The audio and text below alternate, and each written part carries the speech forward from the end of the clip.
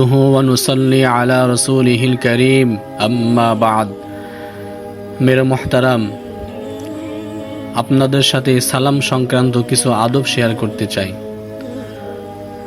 সালামের কিছু আদব রয়েছে যে আদবগুলোর প্রতি লক্ষ্য রাখা আমাদের জন্য খুবই জরুরি। সালাম দেওয়ার এক নম্বর আদব হলো, যদি মজলিসে কোনো গুরুত্বপূর্ণ আলোচনা চলতে থাকে তবে সেখানে গিয়ে অযথা সালাম দিবে না, বরং সবার দৃষ্টি এড়িয়ে চুপচাপ বসে যাবে। অবশ্য পরে সুযোগ মতো সালাম কালাম করবে। সালামের আদব নম্বর 2, একে অপরকে আসসালামু আলাইকুম বলে সালাম দিবে এবং অপরের সালামের জবাবে ওয়া আলাইকুমুস সালাম বলবে। সালাম দেওয়ার অন্য সব পদ্ধতি ভুল। সালামের আদব নম্বর 3, যদি কেউ অন্যের সালাম এনে পৌঁছায় তাহলে জবাবে ওয়া আলাইহিম ওয়া আলাইকুমুস সালাম বলবে। এটা বলা উত্তম। অবশ্য শুধু ওয়া আলাইকুমুস সালাম বললেও চলবে।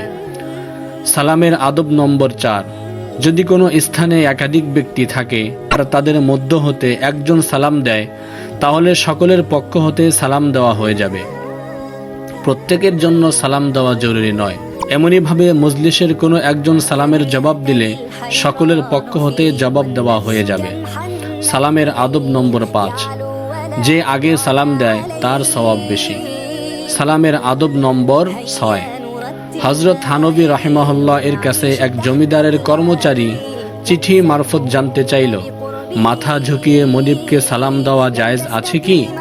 তিনি জবাব দিয়েছেন, না, মনিবকে মাথা ঝুঁকিয়ে সালাম দেওয়া জায়েজ নেই। সালামের আদব নম্বর 7, যদি কেউ কারো সাথে ওয়াদা করে যে আপনার সালাম পৌঁছে দেব, তাহলে তার উপর এই সালাম পৌঁছানো ওয়াজিব। ওয়াদা না করে থাকলে পৌঁছানো ওয়াজিব নয়। সালামের আদব নম্বর 8, সালামের শব্দের বেলায় ছোট বড়র মাঝে কোনো ব্যবধান রাখা হয়নি, বরং সকলের জন্যই আসসালামু আলাইকুম বলে সালাম দেওয়া শরীয়তের নির্দেশ।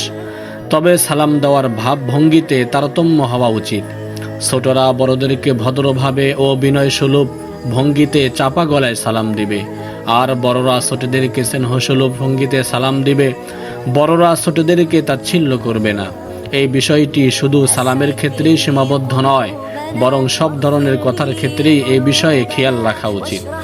সালামের আদব নম্বর 9, ছেলে পিতাকে এমন ভঙ্গিতে সালাম দিবে যেন সালামের ভাব ভঙ্গিতেই বোঝা যায় যে তাদের মাঝে বাপ ছেলের সম্পর্ক। এতে লজ্জা বা ছোট হওয়ার কিছু নেই। অনেক সময় দেখা গেছে সালামের দ্বারাই আজীবনের জন্য পারস্পরিক মহাব্বত ও সুসম্পর্ক সৃষ্টি হয়ে গেছে। কেননা কখনো কখনো সালামের ভাবভঙ্গি বলে দেয় মহাব্বত উপচে পড়ছে। আল্লাহ রাব্বুল আলামিন আমাদেরকে সালামের আদবগুলোর প্রতি লক্ষ্য রাখার তৌফিক দান করেন। আল্লাহু ওয়ালিয়্যুত তাওফীক।